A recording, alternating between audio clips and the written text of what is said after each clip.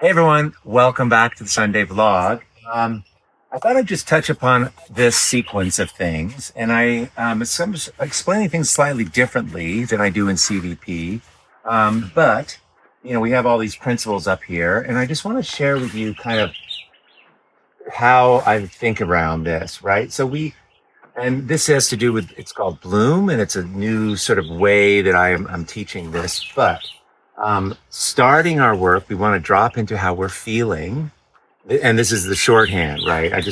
But I want to share with you where people get hung up. We're dropping into how we're feeling, and because obviously we want to be feeling something when we make our art, and we want to open ourselves even more to those feelings. It's an emotional and a connective thing that we are using to make our art. We're not strategizing with a checklist on how to make art or holding a rigid outcome in mind.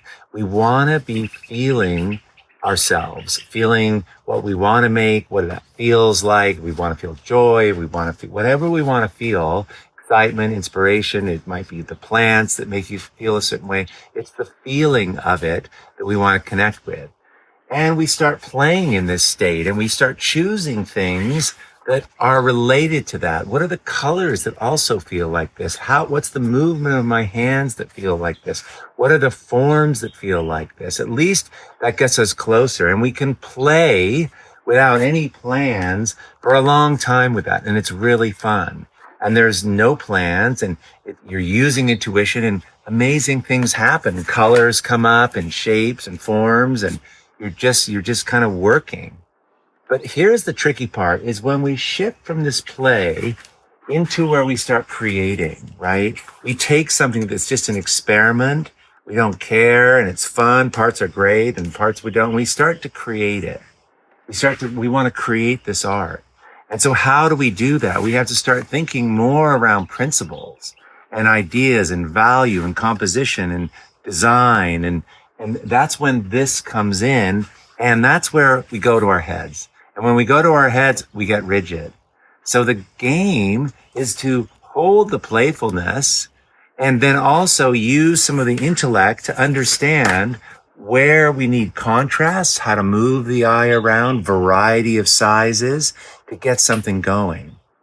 And we need to flop back and forth. We play more. We do a little of this. We're going left and right brain, right? We're thinking a little bit. And it's this transition, which is so powerful. But most people make art, they start here. And that's why the work doesn't have that emotional connection, and they miss out. This is where all the amazing art comes from. It's the powerful stuff. It's the connective stuff. It's your work. And because this is all you, I mean, deeply you, right? You're not being influenced by anything, and it's intuition. It makes it very authentic, and it makes it very different in the world. But we got to just be able to take the outcomes of this and then shift it into something that starts getting more like a more powerful piece of art, and you start amplifying what it is you want us to see using differences.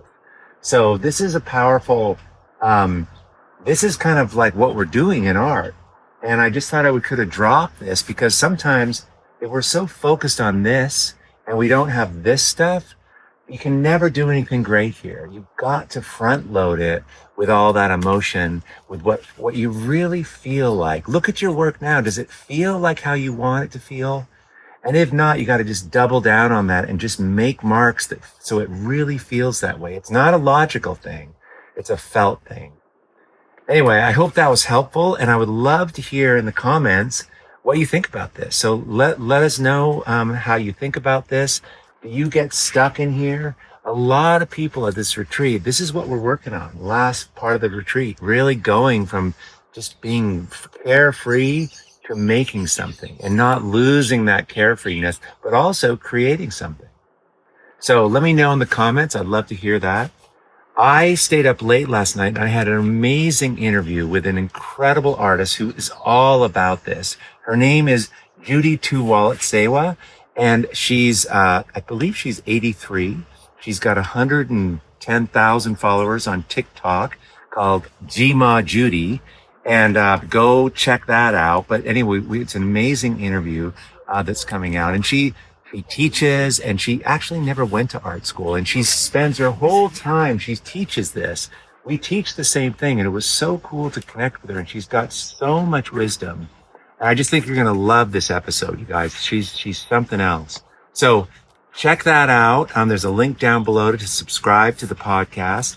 If you love it, if it's working for you, if you're learning some things from the podcast, please leave a review. It makes such a difference. And if you subscribe, it makes a difference. Those algorithms get tweaked, and I guess more people listen to it. They send it out to more people. And that makes it possible for us to get better and better guests, because there's more of us watching, and people love to speak to bigger and bigger audiences. So you guys, thanks so much. Let me know in the comments what you think, and I hope you have an awesome Sunday. Bye, everybody.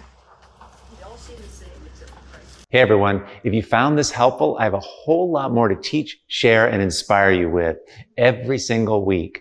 So join the Art to Life YouTube channel by clicking the subscribe button below. Okay, let's do this. Awesome.